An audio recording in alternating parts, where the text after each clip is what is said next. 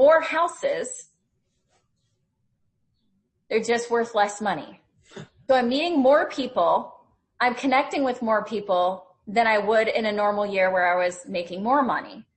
And if I just continue to have relationships with these people because I helped them out of a situation that probably wasn't the most enjoyable, right? That's a bonding experience to have with someone when you're trying to dig them out of a hole.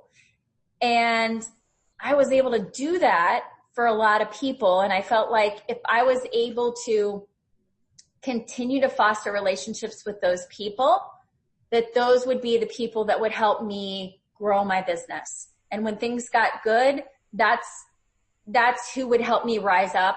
That's who would tell other people, you got to work with Amy. She did a great job for us when it was really difficult. And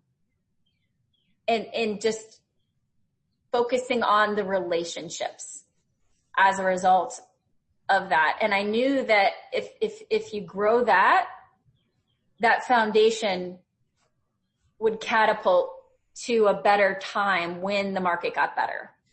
So the power of being uncomfortable, you have to focus on the good that comes from that, whether it's you're getting stronger, whether it's you're getting sharper, faster, more efficient. Also, you're focusing on, wow, I'm meeting more people. That means a lot more is going to come down the road. These people, if I help them now, which is going to be uncomfortable, I'm doing it for less money than I really should be doing it for. It's going to be a seed for much more success down the line, and they become my brand ambassadors, right? Absolutely. And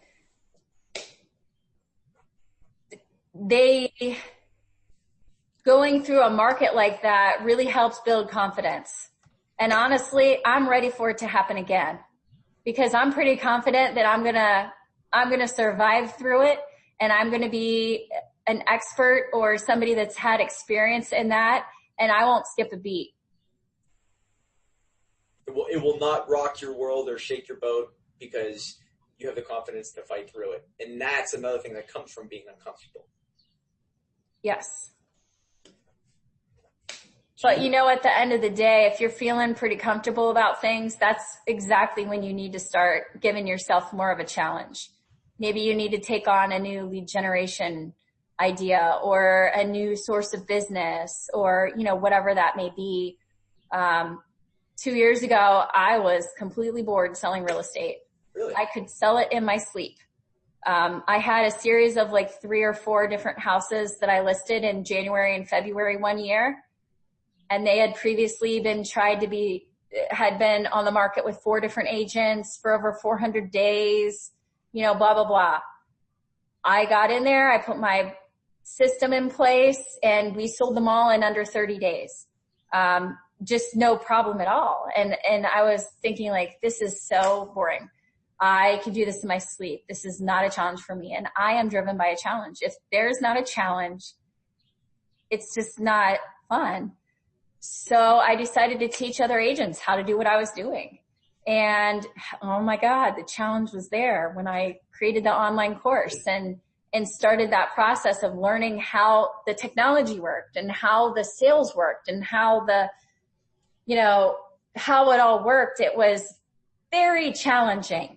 And I had to refocus my time and my efforts and my money away from real estate for a while so that I could focus on getting that off the ground. And it was quite uncomfortable. And now, because you've been doing it for so long, do more challenges keep coming up, or are you always seeking another next challenge, which betters you as an agent and also an instructor, and as probably as a person, as an entrepreneur in general, right? Yeah. So, case in point, I took on the idea to write a book. Which is uncomfortable, which is scary for a lot of people. Yeah. It's a work in progress. It's my personal mantra is implement now, perfect later. God, I love that. If I would ever get a tattoo, that's what it would be, but I probably will never do it because I'm afraid of the pain. And my friend was here on Monday helping me and talking through this with me, and she texted me on her way home, and she's like, you know what, it's crazy. I just sat through watching you practice what you preach You're implementing now and perfecting later. You're just doing the book. You don't know what you're doing. You're going to give it its best shot and see what happens. And you're expecting to learn a lot from this. And, you know, I told her, I confided in her as she left, I don't know if I have enough to write a book. I don't know if I should write a book. I don't know if I know what I'm doing. And those are all those limiting beliefs that come up. And she said, you've got enough. You know what you're doing. It's going to be a work in progress, and just let it happen. And so thankfully I teach that, and she gave it back to me, and we're still doing this. Everybody thinks that. Oh, who am I to have a book? It's unbelievable. I don't care who you are, multi-millionaires, the most successful. Yeah, but who am I to have a book? It doesn't matter. Everybody thinks that way. You just said something there that I think should be its own chapter. Implement now, perfect later. Get things done. Start things. Can we make that a separate chapter right now? Can we talk about that as a Well, that's in take action. Oh, okay. That's at okay. I see at number 12. We'll move on to that. Actually, can we just get into that now? Cause we'll separate the chapters. Yep. You know, I give you everything, and then you can always just be like, oh, copy and paste this chapter, put this next. So let's just get into that, cause it's a great segue.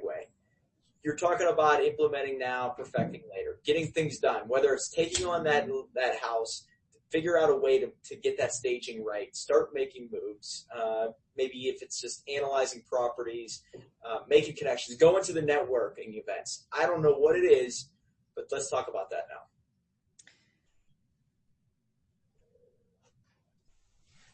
So I tend to err on the side of perfectionist. Always wanting things to be right, you know. And a couple of years ago, and I think it was probably after I had my kids, I just realized that it's just not possible. And I read the quote, and I don't remember where it was, but it became my thing. Implement now, perfect later. If you meet anyone that knows me, they'll probably throw that out.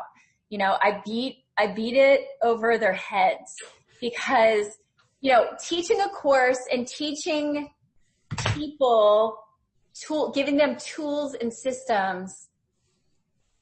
I used to do this myself. I used to say, oh, well, I need to make this work for me. I need to modify it because I'm different and I'm special and my business is different. And I need to tweak it. And a year goes by and it's still not implemented. And then a year goes by, oh yeah, I need to do that. It's going to pay off for me, but I still haven't gotten the wording just right yet. And I haven't put it into place yet. And, you know, you just realize that time is passing you by and you're not getting anything done. So imperfect action is the best action you can take because at least you have, you know, I look at everything like results oriented. So where am I at on a scale of 1 to 100? If 100 is getting something done. And if you take imperfect action and it doesn't work out and you're at 40%, well, that's more than somebody that didn't do anything. Yeah, better than one. And you learn more from your experiences than you do from notes in a drawer somewhere that never surface or never get to the light of day. So just taking something and using it and seeing what happens teaches you more than you know. So there's, you know, many different ways to get into action, whether it's implementing a system or a tool, using a sign a different way, and just knowing that you're experimenting. This is an experiment, right? You're going to do this and 30 different things could happen, but you don't know what that's going to be until you try it. So get out there, try it, see what happens, see what you learn from, see what you need to tweak, see what you need to do better the next time. And grow from it and make it better. But you cannot make a quality thing until you've gone through the trial and error and the research and development that it takes to get there. Would you say that one of your specialties is that you love the building phase, love the perfecting phase, where just getting started, you see where you're at, oh, got to change this. Oh, that didn't work. Nope, try this. That worked a little bit better. Let's make it a little bit better. You have to love that process, right? I think it's always a work in progress for me. I always have a checklist and I'm always adding to it. I'm always adjusting it. I'm always moving things around. Let's talk about a tool that you used. You just said about maybe it's social media, maybe it's videos, maybe it's the courses. Could